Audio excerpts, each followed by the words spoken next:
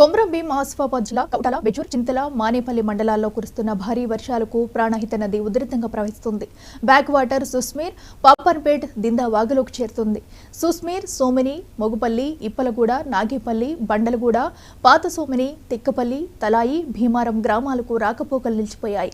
ప్రాణానికి సైతం లెక్క చేయకుండా కొందరు కాలినడకన నీటి ప్రవాహంలో నుంచి వాగు దాటుతున్నారు.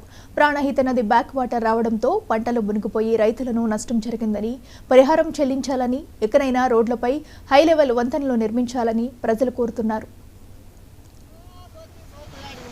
గత 2-3 సంవత్సరాల నుండి అనేక స్టేట్మెంట్లు, అనేక సోషల్ మీడియా పత్రికా విలేకరుల సమావేశంలో మేము ఈ 4 గ్రామ పంచాయతీల ఆధ్వర్యంలో మేము ప్రతి సంవత్సరం ఇలాంటి పరిస్థితులు బాధపడుతున్నాం కనుక ఎప్పుడైనా కానీ ఎవ్వరు కూడా ఏ విధమైన గవర్నమెంట్ సర్వీస్ కానీ అధికారి కానీ ప్రభుత్వ ఇప్పుడు ఎవ్వరు స్థానిక ఎమ్మెల్యే కానీ ఎవ్వరు చర్య తీసుకుంటే లేదు.